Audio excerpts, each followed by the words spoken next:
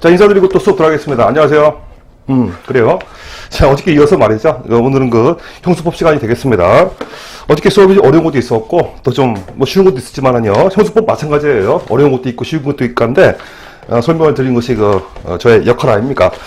자, 이제 어저께 이어서 말이죠. 페이지가 13이 되겠습니다. 13인데, 형수법이죠. 판례가 뭐, 어느 정도 있습니다. 2년치 판례이기 때문에 말이죠. 먼저 꼭서 1번인 건데, 이 변호인이 두 가지가 있다는 거죠. 하나는 뭐가 있습니까? 사선이 있고, 또 하나 국선이 있는 건데, 양자는 그 법적 성질이 다르다 이겁니다. 그렇죠? 그 글씨 두꺼운 거 보실까요? 자, 먼저 앞에 있는 것이 사선 변호인이겠죠? 밑줄. 사선 변호인 선임은 뭐라 불러요? 판례가? 밑줄. 사법상 계약 되겠습니다. 계약 맺는 거예요. 의뢰인과 변호사가 말이죠. 돈 주고받고 계약 맺는 것인데 비해서. 그 다음 되겠습니다. 밑줄. 국선 변호인 선정은 뭐라고 판례가 하고 있습니까? 법원의 재판 되겠습니다. 좀 다르다 이거죠. 사선은 계약이고 국선은 법원의 재판이다 이겁니다. 그렇죠? 이 자체도 의미가 있지만은요. 그 관련 판례가 뒤에 있거든요. 그래서 뒤로 가셔가지고 꼭세 32번을 보겠습니다. 이게 좀 재밌어요. 그죠? 자, 32번인 건데 페이지가 18페이지가 되겠어요. 근데 그 타이틀이 그 밑에 쭉 나와 있는데요. 자, 그 다음 페이지 볼까요? 페이지 19가 되겠습니다. 이게 좀 재밌습니다. 어떤 얘기냐면요. 보세요. 지금 이제 두 가지가 있는데요. 이제 그 국선 변호인이 있고, 또 뭐가 있습니까? 사선 변호인이 있는 건데, 이제 그 뭐가 나오냐면요. 형사소송 규칙에 나와 있거든. 규칙에 나와 있는데요. 이 규칙이 아마 이 조문이, 거기 나와 있겠지만 조문이 156조의 2에 나와 있어요. 규칙제 156조의 그 2에 나와 있다는 거죠. 2인가? 그렇죠. 나와 있습니다. 그죠? 근데 판례는 여기에 대한 겁니다. 요게 판례를 물어보는 거고, 요거랑 이게 좀 다르다 이거죠. 아까 봤었죠. 국선 변호인이고 바로 사선 변호인 되겠습니다. 뭔 얘기냐면요. 이 규칙에 뭐라고 되어 있냐면은 먼저 그 국선 변호인을 우리 상소심에서 선정해 준다 이겁니다. 알겠죠? 근데 문제는 뭐냐? 요 선정이 취소가 됐어요. 취소. 그래 이 사람 없어진 거니까 새롭게 다른 국선 변호인을 또 다시 선정해 주라고 여기 나와 있잖아요. 나와 있고요. 이렇게 선정이 되게 되면은요, 걔에 대해서 항소심에서 소송 기록 접수 통지를 이렇게 하라고 요 규칙에 나와 있거든요. 이거는 그런데 이거는 지금 판례인데요. 이거는 이거랑 좀 달랐다는 얘기죠. 뭔 얘기냐면요, 이런 얘기에 지금 마찬가지예요. 항소심에서 우리 피고인에게 국선 변호인을 선정해 주었습니다. 지금까지는 뭐 여기랑 똑같잖아요. 똑같은 건데 이 국선이 마음에 안 들어. 우리 피고인이 보니까 이 자식이 마음에 안 들어가지고 스스로 돈 주고요. 사선 변호인을 이렇게 선정했습니다. 피고인에게 사선 변호인 선정되었다. 그래 보면 국선 변호인 선정을 이걸 뭐 한다고요? 취소합니다. 취소. 뭐 똑같아 보이는데요. 요거는 국선이었고 이건 사선 아닙니까? 그러니까 말이죠. 우리 항소심에서 이 사선 변호인에게 별도의 소송 기록 접수 통지를 해줄 필요가 있다 없다. 요거에 대한 판례가 바로 꼭세 32번 되는 거죠. 이게 국선 변호인을 선정해 주어야 하는 것처럼 보이지만은요, 판례가 뭐냐? 이에 대해서는 새롭게 소송 기록 접수 통지를 할 필요가 없다라고 보는 겁니다. 그쵸? 글쎄, 이게 역시 대법원 전원합치 판결인 건데요. 어떤 분들은 접수를 통지해 주어야 한다는 거죠. 통지를 해주는 겁니다. 이런 식으로. 통지. 이런 식으로. 그죠? 그래서 통지를 해 줄 필요가 없다는 분도 있었고, 통지를 해 주어야 한다. 그런 대법관도 있었는데요. 자, 대법원 다수 의견은요, 통지할 필요가 없다라고 그 판례가 봤다 이겁니다. 여기에 대한 것이 바로 이거죠. 하여간 말이죠. 재밌습니다, 이거. 그래서 보겠습니다. 자, 페이지 19가 되겠습니다. 맨 위 줄이겠죠? 보세요. 필요적 변호 사건에서 항소업원이 국선 변호인을 선정하고, 맞잖아요, 이런 식으로. 자, 피고인과 국선 변호인에게 소송 기록 접수통지를 한 다음, 피고인이 이거였죠? 사선 변호인을 선임에 따라서, 자, 밑줄 쳐봐요. 국선 변호인 선정을 취소한 경우에, 취소했지 않습니까? 항소업원은 사선 변호인에게 다시 소송 기록 접수 통지를 할 필요가 있다? 없다라고 나와 있습니다. 그렇죠. 여기에 대한 판례가 되는 거예요. 약간 아리까리한데, 그렇게 판례가 보고 있는 것 같아요. 글쎄, 통계주면 좋을 것 같은데요. 그럴 필요 없다 보는 겁니다. 알겠죠? 그래서, 거기 판례가 앞에 나왔던 꼭세 1번과 같은 맥락이에요. 글쎄, 어렵습니다, 이거. 쉽지 않아요. 이런 것들은 팍팍 느낌이 안 오잖아요. 느낌이 안 온다고. 자, 앞으로 가셔가지고, 자, 페이지 13이고요. 자, 꼭세 3번인 건데, 이건 되게 쉽죠? 피의자가 언제부터 되느냐 말이죠. 피의자의 시기가 되겠습니다. 시기. 요건 이제 이런 거죠. 이제 어떤 것이 나오는데, 색깔이 이상합니다. 하얀 색깔인데. 근데 그전에는 이제 피내사자라고 볼 수 있겠죠. 용의자라는 말도 쓸 때가 있습니다. 그 다음에 뭔가 있으니까 이제 피의자가 되는 거 아니에요. 이게 바로 뭐냐? 인지가 되겠습니다. 인지. 요걸 물어보는 거예요. 이게 바로 꼭새 3번이 되는 것이죠. 그래서 언제부터 우리 이 사람이 피의자가 되느냐를 물어보는 건데요. 어떤 서류 있지 않습니까? 범죄 인지서. 이런 서류는 형식에 불과하니까요. 이런 서류를 작성한다. 이거보다는요. 그냥 뭐예요? 혐의가 있다고 봐가지고 수사를 개시했다. 이게 중요한 포인트입니다. 서류가 중요한 것이 아니고 실질적으로 혐의가 있다고 봐서 수사를 개시했다. 그때부터 피의자가 된다는 거죠. 이런 판례도 그전에 있었는데요. 요건 조금 다른 판례예요. 거의 비슷합니다. 보겠습니다. 자, 꼭 3번입니다. 밑줄. 피의자의 지위는 되겠습니다.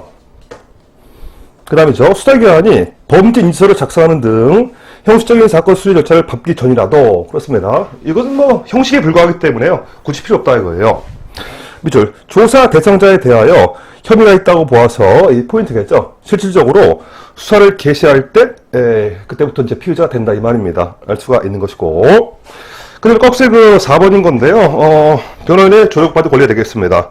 판례가 약간 넓게 인정합니다. 헌법 조문을 보게 되면요. 체포 구속을 당한 피의자라고 되어 있거든요.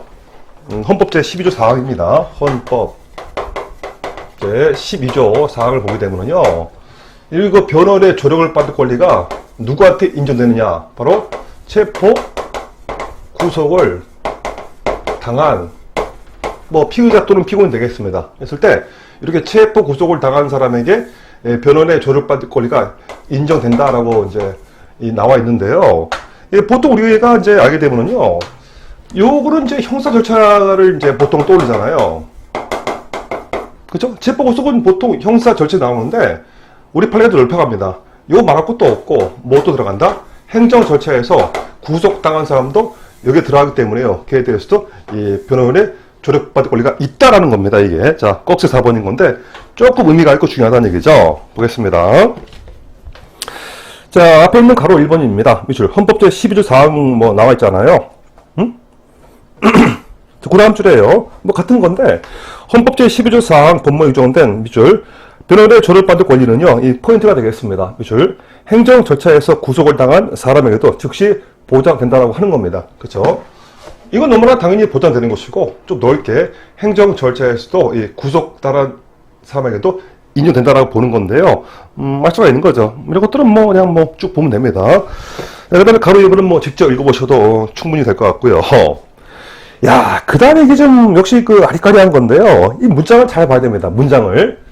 지금 만나는 건데, 이렇게 만나는 건지, 이렇게 만나는 건지, 요걸 잘 보라고. 이거를. 이게 무슨 말입니까? 보면 알아요.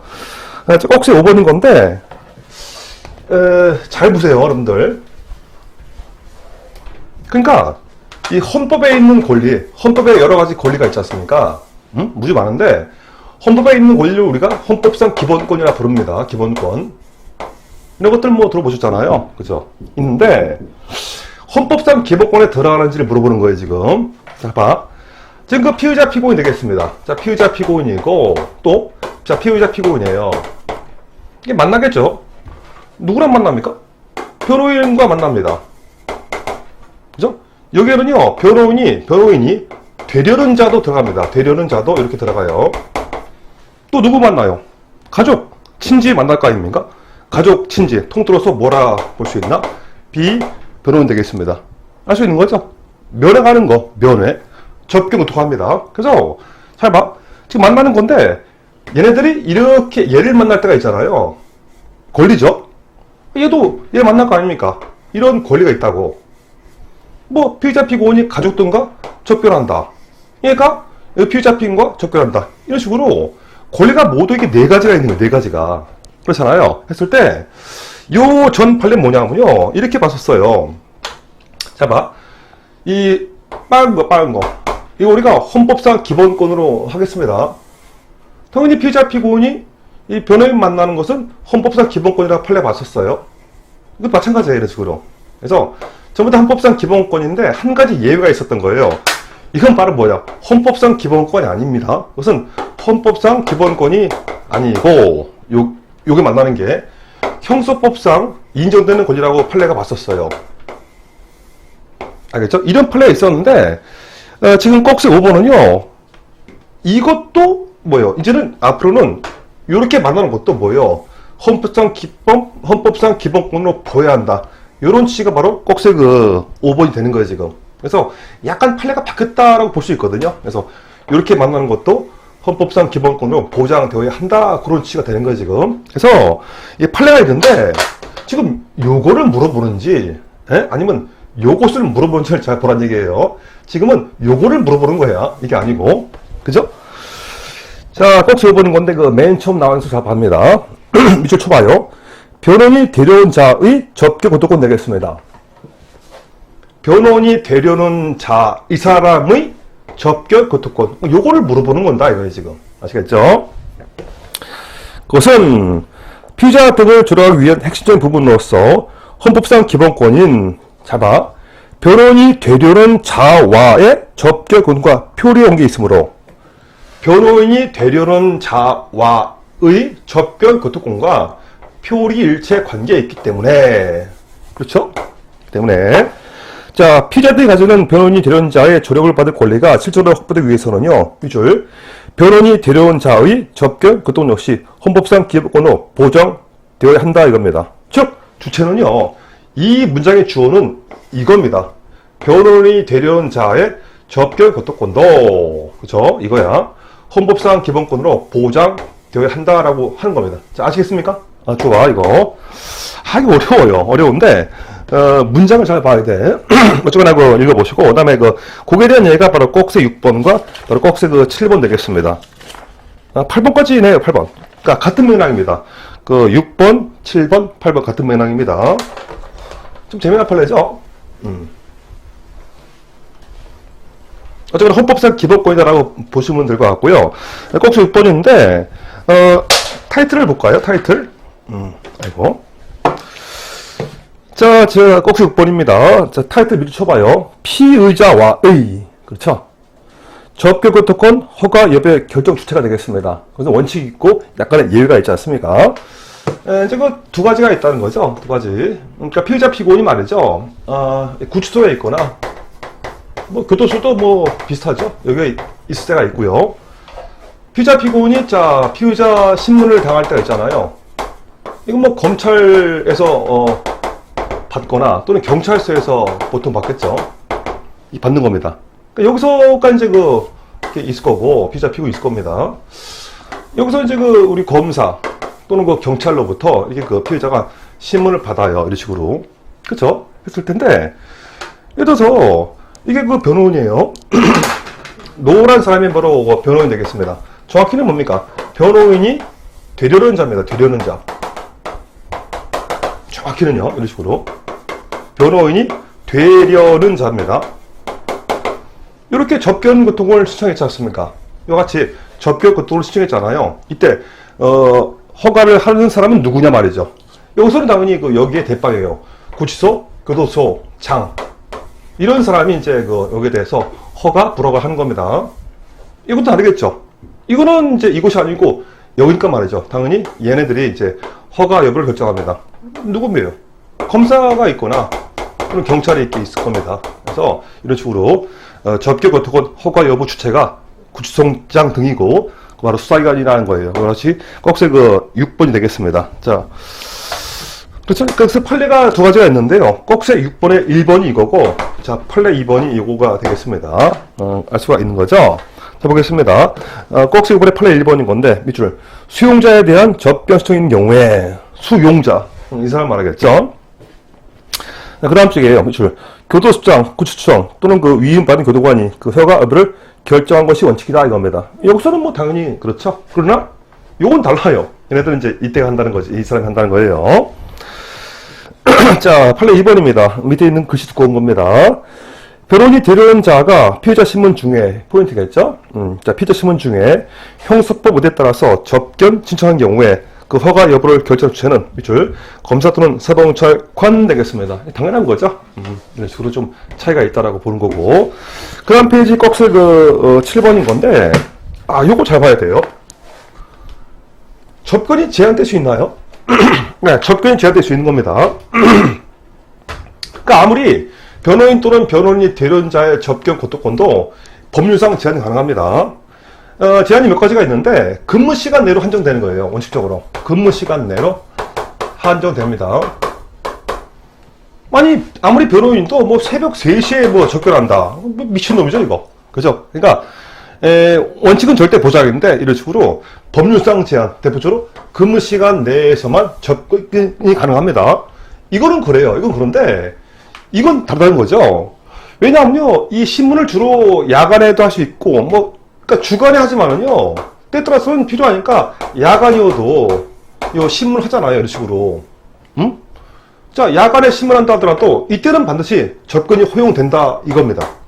따라서 이와 같이 법령상 제한인 근무 시간 내로 한정된다. 이거는 여기서만 적용될 뿐이고, 이런 식으로. 자, 피의자 신문할 때는 요 근무 시간 내로 제한되겠다. 요한 그 법령상 제한이 종되지 않는 거니까 이때는 뭐예요? 야간이어도 반드시 접근을 허용해 주어야 한다. 이런 취지가 되는 겁니다. 그렇죠? 이거 때문에. 자, 보겠습니다. 그거 7번이에요. 밑줄. 수용자 접견은 뭐로 되어 있나요? 자, 맨 처음 줄 마지막 되겠습니다. 근무 시간 내에 한다라는 형집행법 시행령 58주당은요. 그 조항은 여기서만 적용될 뿐이고 고수는 적용되지 않는다 이겁니다. 당연한 거죠. 야간이어도 당연히 이 사람은요, 피의자는 변호인 또는 변호인 대련자와의 접견 고토권이 보장되어야 되기 때문에 그렇습니다. 자, 그 조항은요, 그 다음 주에요. 밑줄. 검사 또는 경찰이 그 허가 여부를 결정하는 피의자 신문 중 변호인의 접견 신청의 경우는 적용됐다고 볼 수 없다 이겁니다. 따라서 야간이어도 다른 사유가 없는 한 반드시 이 사항은요, 접견 고토권을 허용해 주어야 한다 이겁니다. 만약에 이 야간에 말이죠, 이 변호인 대련사가 왔는데요, 접견 신청했는데 수사기관이 거부했습니다. 안돼 거부했다. 뭐예요? 접견 고토권을 침해한다고 봐야겠죠. 그 예가 바로 꺽쇠 8번 되겠습니다. 보겠습니다. 체포되어서 구속영장 청구된 피의자를 검사 신문 과정에서, 그죠? 자, 피의자 가족의 의뢰를 받아, 자, 보세요. 변호인이 데려온 변호사가, 밑줄, 검사에게 접견 신청했습니다. 그럼 반드시 만나게 줘야겠죠? 다른 사유가 없는 한 반드시 만나게 줘야 되는데, 검사가 별다른 조치를 취하지 않았다는 거죠. 이때 뭐예요? 우리 헌법상 보장된 접견 고토권을 침해한다라고 나와 있습니다. 알겠죠? 굉장히 중요한 판례예요. 좋아요. 그 다음에 꺽쇠 9번인데요. 비슷한 모습이에요. 다른 판례지만은 비슷한 모습이에요. 이와 같이 접견 신청했었는데, 이 수사기관이 위법하게 이것을 거부했단 말이죠. 위법이죠. 불법이죠. 이때 뭐예요? 걔에 대해서 국가배상 청구권이 인정된다. 얘도 마찬가지겠죠. 우리 피의자도 국가배상 청구를 할 수 있다. 이런 취지의 판례가 되겠습니다. 어렵지 않습니다. 자, 꺽쇠 9번이 있죠? 글씨 두꺼운 거 보겠습니다. 밑줄. 변호인이 피의자 등에 대한 접견 신청을 했을 때, 그러니까 법령상 제한이 없는 한 반드시 보장해 줘야 되는데요. 우리 수사기관이 위법하게 불법적으로 그것을 거부했습니다. 바로 국가배상 책임이 된다는 거죠. 자, 읽어보시면 알 수가 있을 거예요. 그럼 꺽쇠 10번인 건데, 정호성 비서관 또 나왔네? 어떻게 나왔었죠, 이거? 이분? 바로 정호성 비서관님 되겠습니다. 지금 아마 잘 있나 모르겠어요. 석방 됐겠죠, 지금은? 글쎄요. 그치. 자, 영장주의에 대한 겁니다, 영장주의. 자, 무슨 말이냐면요. 이거죠? 이제 압수수색 영장이 있습니다. 그쵸? 여기 이제 뭐가 들어가느냐? 여러 가지가 기재가 되겠지만은요, 당연히 어떤 범죄 사실이 들어가요. 범죄 사실이 들어가고요. 압수수색의 대상이 들어갑니다. 이런 식으로. 당연히 범죄가 A니까 A에 대한 것이 압수수색 대상이 될 겁니다. 이 영장 가지고는요, 당연히 A에 대한 거, 이 범죄 A에 대한 거, 요게 대한 것만 압수수색을 할 수 있겠죠. 이거니까 말이죠. 따라서 이 영장 가지고 이거와는 무관한 다른 범죄 있잖아요. 다른 비범죄. 이것을 가지고 이렇게 다른 범죄로 압수수색한다. 바로 뭐예요? 이것은 영장 없이 하는 불법 압수라 이거예요, 지금. 아시겠죠? 따라서, 자, 불법적으로 압수했기 때문에요, 위수중 되겠습니다. 이런 것들은 증거로 써먹을 수 없다 해요. 이런 판례가 꽤 많은데, 최근 나온 것이 바로 지금 배우는 바로 판례 10번입니다. 자, 영장 기재한 요 범죄하고 관련성이 있는 것은 문제가 없는데요. 이거하고 이것은 관련성이 없잖아요. 그러니까 불법 압수로서 지금 안 됩니다. 이거 꺽쇠 10번에서 요거는 뭐고 이것을 가지고 압수한 이것은 뭐냐 말이지. 한번 보자고. 자, 압수영장에 압수한 물건란에 이걸 말하겠죠. 이거 이런 식으로. 자, 뭐로 되어 있어요? 1절. 갑의 기부금품 모집 및 사용하는 법률 위반. 갑은 누군지 그 나와 있죠. 바로 최순실 씨가 되겠습니다. 횡령죄 관련된 갑이 소유하거나 보관 중인 물건이 열거 되어 있음에도, 그러니까 이거는 되어 있지만은요, 실제로 압수한 것은 다른 거란 얘기죠. 압수한 전수정보가 밑줄 청와대 인사안 되겠습니다. 앞에 거는 뭐라 하죠? 또 밑줄 청와대 및 행정각부의 보고서, 대통령 일정 관련 자료, 대통령 말씀 자료. 야, 이거 보고 싶어요. 무관하잖아, 무관해. 그래서 쭉 나가서 뭐예요? 유죄 증거로 쓸 수 없다? 쓸 수 없다입니다, 이거. 무관하니까 그렇습니다. 좋아요. 그 다음에 시험에 3번 나왔었는데, 이거 정말 중요한 건데, 이거 혼동하지 말아요. 자, 꺽쇠 11번인 건데, 자, 밑에 그 비교 판례 나와 있겠지만은, 혼동하지 마시고. 그러니까, 한번 비교해보자고. 우리가 그전까지 많이 배웠던 것은요, 밑에 있는 비교 판례입니다. 비교 판례. 그 다음에 지금 배우는 것은 꺽쇠 그 11번으로서 조금 상황이 달라요. 그렇죠. 진짜와는 좀 다르지만은요, 제가 알기 쉽게 한번 설명드리겠습니다. 그러니까 무슨 말이냐면은, 이제 이렇게 되는 거죠. 이런 식으로. 이거는 뭐냐면, 실제로 압수수색을 당하는 현장이고요. 예를 들어서, 우리 수사기관이 이제 어떤 컴퓨터에 들어있는 이 파일들 있지 않습니까? 파일들, 이런 식으로. 여러 가지 파일이 무지 많을 겁니다. 이런 식으로. 이건데, 원래는 여기 들어있는 것 중에서 범죄랑 관련된 것만 복제하거나 출력해야 되거든, 원칙적으로. 근데 그것이 불가능, 곤란하니까 이걸 통째로 끌고 왔어요. 통째로 수사기관 사무실로 갖고 온 겁니다. 통째로 말이죠. 가능합니다. 예외적으로. 그러니까 이런 식으로 여러 가지가 무지 많잖아, 이 주로. 그죠? 이 파일들이 말이지. 근데 원래는 범죄가 A란 범죄였어요. A란 범죄. 그러니까 여기는 A란 범죄가 있을 거예요. 그래가지고 수사기관이 이 A란 범죄에 대한 파일을 압수했다 이거예요. 아, 이러면 좋아요. 이러면 좋은데 이 파일이 무지 많아요. 뭐 100개, 200개, 300개 무지 많거든. 그러니까 하다 보니까 다른 범죄가 또 있다고, 이런 식으로. 다른 범죄에 대한 것이 또 있었어요. 그래서 요거를 압수하려면은 요건 지금 별건 압수거든요. 원래 수사기관이 이것을 갖고 온 이유는 A 범죄 때문에 갖고 온 거 아닙니까? 그러니까 요거 압수하는 것은 문제가 없는데요. 이걸 넘어서 가지고 다른 것을 이렇게 또 압수하는 것은 이것은 새로운 압수가 되겠습니다. 그래서 새로운 압수기 때문에요. 당연히 요기에 대해서 또 다시 영장이 필요하고요. 또 다시 상대방에 대해서 차별권을 보장해 주라고 나와 있잖아요. 이게 바로 우리가 그동안 배웠던 판례들이고, 밑에 박스 있잖아요. 거기에 대한 판례거든요. 그렇죠? 그런데 요건 달라요. 이거는 무슨 말이냐면요. 일단은 같이 한번 해볼게요. 이런 식으로 이렇게 파일들이 있다 이거. 지금 범죄가 A가 되겠습니다. 그래서 이제는 가지고 수사기관이 USB를 꽂았어요. 이런 식으로 USB를, 알겠지? 꽂아가지고 요 A에 대한 거, 요 A에 대한 파일만 요렇게 복사한 거예요. 그러니까 선별해가지고 그렇게 복사했다고. 자, 어때요? 여기 있는 관련 파일들을 이렇게 복사한 순간에 압수수색은 이미 종료가 된 겁니다. 끝났다고. 이때는 참여권이 당연히 보장이 돼야 되는데요. 나중에 말이죠. 수사기관이 요것만 갖고 온다고, 이런 식으로. 여기 USB에 USB. 그쵸? 이미 이 단계에서 압수수색 끝났기 때문에요. 요 USB를 조사한다 말이죠. 그런 거 할 때는 별도의 참여권을 보장해 줄 필요가 있다, 없다? 없다 이거죠. 이 단계에서 끝났기 때문에요. 나중에 수사기관 갖고 왔을 때는요, 더 이상 참여시킨다. 그런 것이 필요 없다 이겁니다. 자, 좋아. 이거. 포인트가 뭐냐면요. 여기에 있다는 거죠, 이거. 선별해가지고 이렇게 복사하는 순간에 이미 압수수색은 끝났습니다. 나중에 수사기관 사무소에서 그것을 탐지한다, 복제한다, 출력한다. 그 별도의 참여권을 보장해 줄 필요가 있다, 없다? 없다 이거죠. 좋아.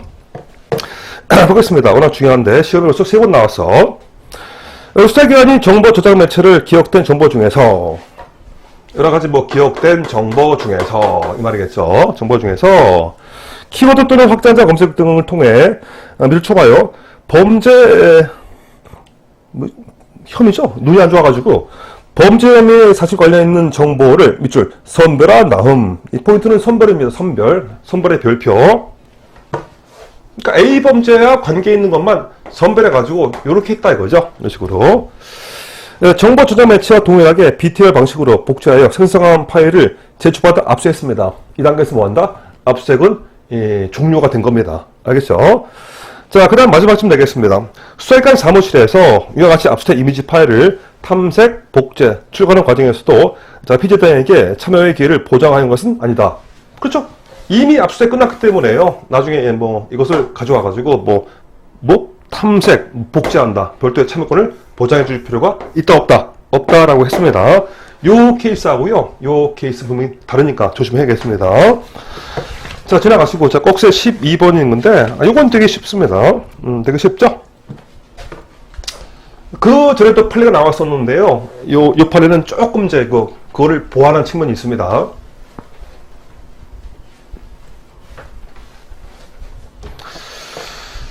압수번호입니다. 압수번호가 언제 교부하라고 나와 있는 겁니까? 자, 위에서 두 번째 줄, 중간쯤 내겠습니다. 밑줄. 압수 직후 현장에서 포인트겠죠? 압수번호군요. 압수한 직후 현장에서 포인트입니다. 압수 직후 현장에서 압수번호를 바로 작성해서 교부해야 하는 것이 원칙이다 이겁니다. 원칙이지만은요, 약간 예외가 있습니다. 그리고 압수된 정보의 삼성 목록에는 정보의 파일 명세가 특정되어야 하고, 이 포인트겠죠? 밑줄. 수사기관은 이를 출력한 서면을 교부하거나 전자 파일 형태로 복사해 주거나 또는 이메일을 전산 방으로 할 수 있다는 거죠. 융통성이 있겠죠. 원칙은 서면이지만 전자 파일 또는 뭐 이메일 다 가능하다 보는 겁니다. 자, 그 다음에 또 이게 우리를 괴롭히는 그 판례가 나오는데요. 바로 꼭세 13번이 되겠습니다. 아, 이거 위헌입니까? 합헌입니까? 그게 무슨 말입니까? 자, 봐요. 형사법 제 216조 2랑 1호가 이제 있다는 거죠. 이거 어떤 조항이냐면요. 자, 피의자 피고를 체포합니다. 자, 구속할 목적으로. 자, 피의자 피고인이 어디 숨어 있을 만한 타인의 주거죠. 타인의 주거를 수색하는 모습이에요, 이게. 이게 조금 우리 밑에 있는 법 조문은 조금 다르게 되어 있지만은요. 그 해석상 이걸 말합니다. 자, 피의자 피고인을 체포 구속할 목적으로 얘가 어디 숨어있을 만한 타인의 주거를 수색한다 이겁니다. 거기서는 뭐 피의자 수사라고 나올 거예요. 그러나 이제 판례가 말하기를 피의자 수사는요 수색을 말한다라고 판례가 보고 있는 건데요. 그러니까 무슨 말이냐면요, 예를 들어서 피의자 피고인 이렇게 있잖아요. 이런 식으로 있는데 이 사람을 체포 구속할 목적인데 얘가 어디쯤 숨어 있는 것 같아요. 어떤 집에, 어떤 사무실이든 뭐, 어떤 여기에 숨어 있는 것 같아요. 숨어 있어. 영장 없이 우리 수사기관이 이렇게 가가지고 말이죠. 여기를 수색할 수 있느냐, 이걸 물어보는 건데요. 이거는 말이죠. 무조건 합헌이 아니고, 또 무조건 위헌도 아니고, 자, 이겁니다. 그러니까, 이렇게 수사기관이 타인의 주거를 수색할 수 있는데요. 영장 없이. 어떨 때 할 수 있느냐, 이거예요. 그러니까, 피의자가 여기에 숨어있을 아주 개연성이 있어야 됩니다. 개연성. 그 집에 숨어있다 이거예요. 이런 식으로 개연성이 있습니다.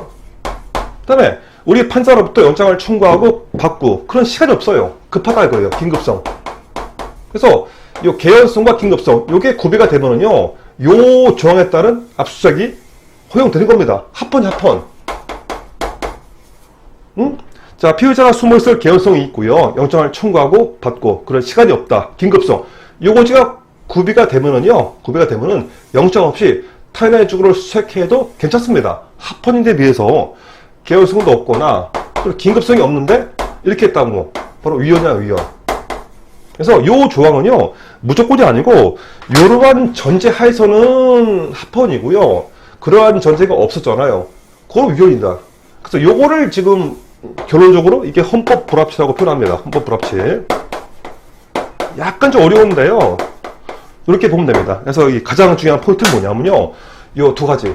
개연성과 긴급성 되겠습니다. 앞글자를 딱 해요. 바로 개긴 되겠습니다. 개긴. 그래서 꼭세 13번 있지 않습니까? 옆에 쓸게.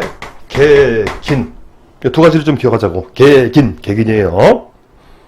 판례가 아주 뭐 길고 복잡하지만은요, 이 두 가지가 구배가 되면은 여기에 따라서 수색할 수 있지만 이것도 없었고 이것이 없었다. 그래버리면 거기에 따른 수색을 할 수 없다 이거죠 지금. 그죠? 판례가 긴 건데요. 앞에 있는 가로 1번만 읽어보시면 아쉽기 때문에요. 가로 1번만 읽어보겠습니다. 헌법 제12조 3항과 달리 헌법 제16조 후문은요, 주거에 대한 압수수색 수색을 할 때에는요, 검사 신청에 의해서 법까지 발부한 영장을 제시해야 한다고 규정하고 있을 뿐, 영장주에 대한 예외를 명문하고 있지 않으나, 맞습니다. 그 장소에 범죄 혐의 등을 입증할 자료나 피해자가 존재할, 자, 알 수 있겠죠. 밑줄. 개연성이 존재해 있고, 개연성이 있고, 그 집에 있다 이거예요. 누구 보더라도 그 집에 숨어 있는 것 같아. 개연성이 있고, 사전에 영장을 발부하기 어려운 밑줄 긴급한 사정이 있는 경우에는 바로 긴급성 되겠습니다. 개연성 플러스 긴급성이에요. 있는 경우에는 제한적으로 영장주의 예외를 허용할 수 있다고 보는 것이 타당하다 이겁니다. 그죠? 그래서 기본적으로 뭐 길지만은요, 이것이 구배가 돼가지고 수색했다 합헌이고요. 이것이 없는데 수색했다 위헌이다 이거예요. 그래서 이 두 가지가 짬뽕 되어 있는 건데 판례가 그것을 헌법 불합치라고 표현한 모습이 되겠습니다. 알겠어요? 자, 밑에 여러 가지 문제 많은데 한번 읽어보시 봅니다. 뭐 이 정도면 될 것 같아요. 자, 그 다음에 강제 증여가 되겠습니다. 아이고, 오줌을 소멸을 뽑는 거죠. 판례가 5가지가 있나 4가지가 있나? 자, 14번서부터 17번까지를 묶자고요. 뭐 같은 판례예요. 같은 판례인데 그 쟁점별로 말이죠. 제가 잘라 나왔습니다. 소변을 채취할 때가 있다는 거죠. 필로폰 그 투약 혐의를 알아보기 위해서 할 때가 있는데요. 이거 비슷한 판례를 우리가 그전에 다 배웠어요. 배웠으니까 뭐 너무 어려워하지 말고. 자, 이제 그 강제, 우리가 배웠던 것이 강제 체열 되겠습니다. 이거랑 거의 똑같아요. 지금 배운 것이 바로 강제 체묘가 되겠습니다. 앞에 거는 뭡니까? 이거는 그 피를 뽑는 거죠. 피를 뽑는 것이고, 바로 그 소변을 그 뽑는 모습이 되겠습니다. 거의 똑같으니까 우리가 배운 대로 하면 돼요. 자, 강제로 피를 왜 뽑습니까? 무엇을 조사하려고. 그 다음에 운전 여부를 조사하기 위해서 뽑는 겁니다. 이거는 음주운전과 상관없죠. 밑에는 뭐 필로폰 투약 여부. 자, 필로폰 투약 여부를 알아보기 위해서 한다 이겁니다. 먼저 이것이 인격권 침해가 되느냐 말이죠. 뭐 침해가 될 수 있어 보이는데 한마디로 뭐예요? 그 일정한 요건이 구비되면 예외적으로 필요한 최소한 범위 내에서 허용된다고 보고 있는 겁니다. 그렇겠죠? 뭐 필요하니까 말이죠.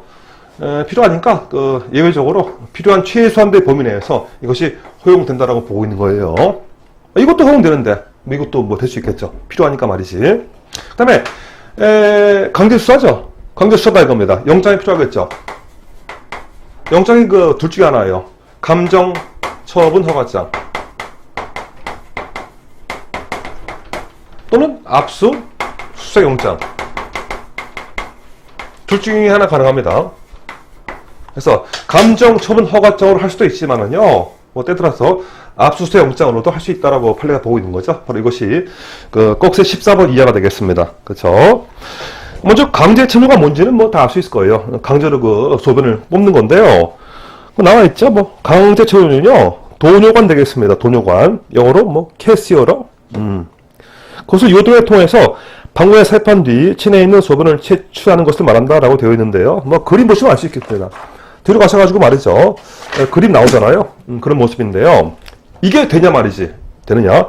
자, 될 수 있는데요. 다만 예외적으로 최소한도에서만 가능하다는 거죠. 자, 페이지 16 맨 위줄 되겠습니다. 밑줄. 범죄 수사를 위해서 강제 침유가 부득이하다고 인정된 경우에 밑줄 최후의 수단으로서, 자, 최후의 수단으로서 적법한 절차에 따라서 허용된다고 봐야 됩니다. 그렇겠죠? 이것도 되는데 말이지. 이거 되는 거예요, 되는 거. 다만 그 인격권 침해 때문에요. 필요한 그 예외적으로 아주 필요한 최소한의 범위 내에서 허용된다 이런 취지가 되는 거예요. 영장 필요한 거죠. 자, 밑에 있는 거 둘 중에 하나, 이거 또는 이거 둘 중에 하나가 필요하다고 보고 있는 겁니다. 바로 혹시 꺽쇠 15번이 되겠습니다. 좀 여러 가지 문제 많지만요. 자, 그 위에서 두 번째 줄 되겠습니다. 15번의 두 번째 줄이에요. 밑줄. 감정에 필요한 처분을 할 수 있지만, 그 다음 줄, 밑줄. 압수수색 방법으로도 할 수 있다, 이거죠. 뭐 이런 얘기 하는 거 지금. 감정에 필요한 처분으로 할 수 있지만은 압수수색 영장에 필요한 처분으로 할 수 있다. 결론적으로 영장은 이거 또는 이거 둘 중에 하나가 다 된다 이거죠. 지금 그런 취지가 되는 겁니다. 분명히 이것은 말이죠. 우리가 여기서 다 배웠던 겁니다. 거의 똑같아요 이거. 그다음에 꺽쇠가 16번이 되겠습니다. 자, 이게 무슨 말이냐면요. 이런 얘기 지금. 분명히 압수수색 영장으로도 가능하죠, 이거? 그러니까 꼭 이것이 아니어도 이 압수수색 영장으로도 강제 체류가 가능합니다. 문제 뭐냐? 상대방이 이걸 거부할 때가 있어요. 어떡하죠, 이때? 이거예요. 그러니까 이 영장입니다. 영장을 가지고 말이죠. 경찰관 이게 있었고 상대 그 피의자가 되겠습니다. 놀라겠죠, 사람은. 이렇게 그래가지고, 그런 거 지금. 여기 이제 뭐, 소변을 뭐, 채취할 수 있다라고 이제 기재가 되어 있을 겁니다. 그러니까 이것을 제시했어요. 제시한 다음에, 걔한테 소변을 좀 채취하자 했거든요. 얘가 거부합니다, 거부해. 아, 난 뭐 싫다 해서, 이놈이 계속 거부한다고. 어떡하죠, 이때? 이때 뭐예요? 영장 가지고, 이 사람을 말이죠. 강제로 끌고 갈 수 있는 겁니다. 어디로? 병원으로 끌고 가야겠죠? 필요한 때는요, 영장을 제시한 다음에 상대방을 말이죠, 영장의 효력이 의해 가지고 강제로 그 병원까지 끌고 갈 수 있다라고 판례가 보고 있는 겁니다. 요 정도는 허용된다고 봐야 돼요. 그렇죠? 그것이 바로 꺽쇠 그 15번과 16번과 17번이 되는 거예요. 볼까요? 자, 맨 처음 밑줄 쳐봐요. 압수수색 방법으로 소변을 채취한 경우에 나와 있지 않습니까? 이런 식으로. 압수수색 당부인 피의자의 소변을 확보하기 위한 수사기관의 노력에도 불구하고 피의자가 인근 병원, 응급실 등 소변 채취에 적합한 장소로 이동하는 것에 동의하지 않거나 얘가 끝까지 거부하는 겁니다. 저 싫습니다. 이런 식으로 계속 거부했어요. 정하는 등 임의동행을 기대할 수 없는 사정이 있는 경우에는요. 밑줄 쳐봐요. 밑줄. 수사기관에서는요. 소변 채취에 적합한 장소, 병원이겠죠. 병원으로 피의자를 데려가기 위하여 필요한 최소의 유용력을 행사할 수 있다 이겁니다. 뭐 그렇게 봐야겠죠. 바로 그 이해가 꺽쇠 17번 되는 겁니다. 알 수 있는 거죠. 자, 읽어보시면 됩니다. 약간 생소하지만은요 그렇게 어렵지 않습니다. 중요한 포인트는 이제 이런 것들이죠. 허용될 수 있다. 영장에 이거 필요하거나 또는 이것이 필요하더라. 영장 가지고 하려니까 이 사람이 거부하거나 저항할 때는요, 이 사람을 병원으로 끌고 갈 수 있다라고 보는 겁니다. 이 사람 그죠? 좀 주고 말지 말이지. 물론 이거 먹었으니까 안 좋겠지. 그래도 아이고 이게 뭐야? 아주 개취급 당합니다. 개취급. 이거 말이지. 자, 개취급 당하는 모습인데요. 그러길래 먹지 말아야 됩니다. 자, 조금만 더 한 다음에 쉴까요? 자, 꺽쇠 18번인 건데 이것도 좀 어려워요. 바로 그것이 팩틱 감정이 되겠습니다. 자, 시험에 잘 나왔었는데요. 바로 통신 제한 조치가 되겠습니다. 통신 제한 조치. 쉽게 말하면 보충한다, 감청한다 이런 모습인데 여러 가지 방식이 있겠죠. 도청하는 거, 감청하는 거 아주 많은 방식이 있는데요. 자, 바로 통신 제한 조치예요. 여러 가지 방법이 무지 많은데 그 중에 하나가 지금 나오는 바로 팩틱 감정입니다. 제가 자세한 것은 몰라요. 자세히는 모르겠는데 이제 어떤 컴퓨터가 이렇게 또 나오네. 컴퓨터가 식으로 인터넷 선이 이렇게 있을 겁니다. 인터넷 선 가지고 이 인터넷 선에 흐르는 여러 가지 정보가 있잖아요. 인터넷 선 요거를 확보하는 거예요. 중간에서. 그래가지고 이 사람이 보내는 모든 정보가 확보가 되는 모습이죠. 이거 심합니까? 아니면 별로 안 심합니까? 이거 심한 모습이에요. 하여간 이 사람이 보내는 거 이메일 포함시켜가지고 모든 정보가 인터넷에 왔다 갔다 하는데 중고를 확보해가지고 감청하더라. 이것이 바로 이거잖아요. 이거는 너무 심하다고. 하여간 이 사람 모든 거를 다 확보하는 모습이니까 너무 심하기 때문에요. 헌법 불합치 되겠습니다. 그래가지고 여러 가지 방식, 통신 제한 조치 여러 가지 방식이 무지 많은데요. 다른 것들은 괜찮지만은요. 그 중에 하나예요. 팩틱 감청. 이것은 너무 심하기 때문에요. 너무 통신의 비밀의 자유를 침해하기 때문에 그것은 헌법 불합치입니다. 위헌이라 봐야 돼요. 위헌. 앞으로는 말이죠. 그 같은 팩틱 감청은요. 허용됩니까? 허용되지 않습니까? 허용되지 않는다고 봐야 됩니다. 위헌이거든. 비록 헌법 불합치예요. 정확히는 헌법 불합치지만은 이것의 취지를 보게 되면요. 이거는 위헌이거든. 위헌이란 말은 다른 말로 위법이에요. 왜? 헌법도 법이 아닙니까? 그러니까 위법이니까 앞으로 이 폐기감청은요 허용되지 않는다라고 보는 것이 이 판례 결론입니다. 그래가지고 이제 18번인 건데 밑에 쭉 보면 알겠지만은요 뭐 그 다음 페이지 볼까요? 뭐 여러 가지 무수 많아요. 무수 많은 건데 결론적으로 폐기감청은요 2019년 현재는요 위헌위법입니다. 그래서 지금은 허용되지 않는다라고 해야 됩니다. 이것이 허용된다라는 판례가 있잖아요. 이거는 과거에 대법원 판례입니다. 대법원 판례. 근데 지금은 이제 헌재 판례가 나왔기 때문에요. 이 판례는요 더 이상 의미가 없어지면서 지금은 허용되지 않는 걸로 바뀐 겁니다. 이거 조심해야 돼 이거. 그렇죠. 자, 좋습니다. 시간 됐으니까 말이죠. 조금 쉬었다가 다시 이어서 하겠습니다.